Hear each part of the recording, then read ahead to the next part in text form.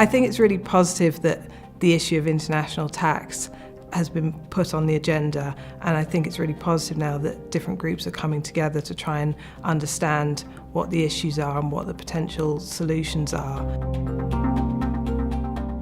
I think the Roundtable on Tax Responsibility is an important space for stakeholders to air their views and to bring about real change that can make a difference to developing countries. This was trying to get a sense of what are the issues around trust and transparency in the tax system, what the barriers are to ensuring responsible tax, but very importantly, framing it in the context of developing countries. We really need to look hard at how a good tax regime contributes to a stable process of development.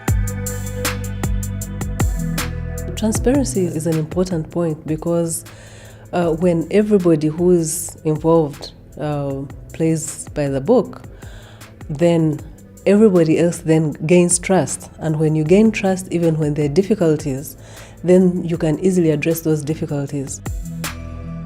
It's really hard to argue against transparency. I mean, why not be transparent?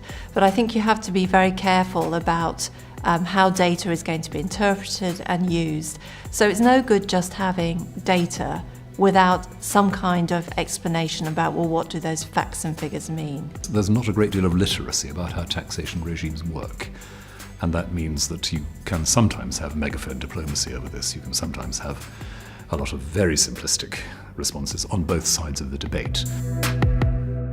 One of the things that I took away from the Roundtable is the need for an investment in the skills space in Africa, for example, making a real difference to the capability of tax authorities and taxpayers to formulate tax policy that is easily understandable, helping taxpayers to pay the right amount of tax, and helping transparency measures move forward. Well, one of the things that Unilever has spent a lot of time on is working with the OECD to provide some training to tax authorities. And by that, I don't mean tax technical training. What I'm talking about is explaining how business works.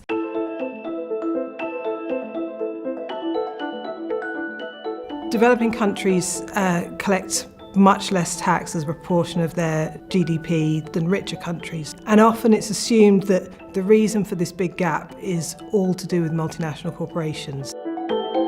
And the second big myth is that for developing countries to collect more taxes from their own high net worth citizens, that the biggest obstacle to doing that is tax havens. And again, there's an international problem. And in both cases, there are real issues. But often, when you look closely, the issues are much more about domestic politics, about taxing domestic elites through property taxes, about ensuring that people are registered as taxpayers. And so there aren't the sort of wished for magic bullets where things can be fixed with a few tweaks, you know, a few agreements that are made in Paris or Geneva. I think the heart of lasting sustainable development, to use the fashionable expression, is building the capacity of small business, large business, and national government in a developing economy, so that there is stability, accountability, and honesty.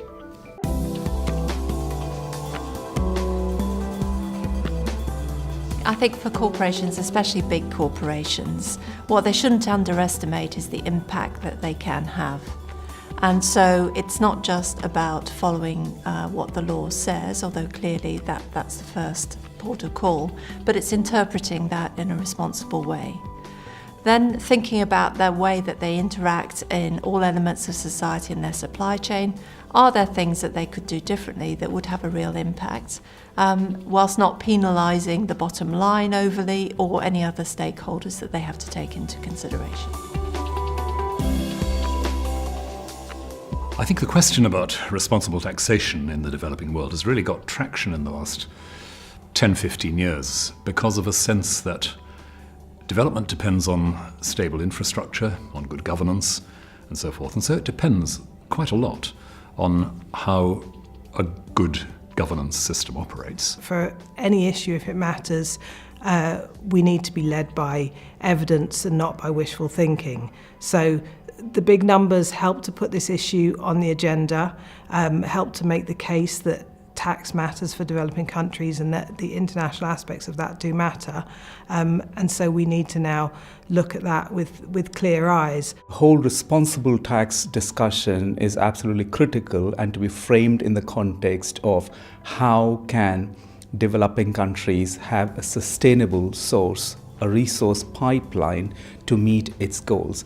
But what I also found very fascinating were the discussions around the morals and the ethics of responsible behavior and why, therefore, it should be a matter of concern for all of us involved.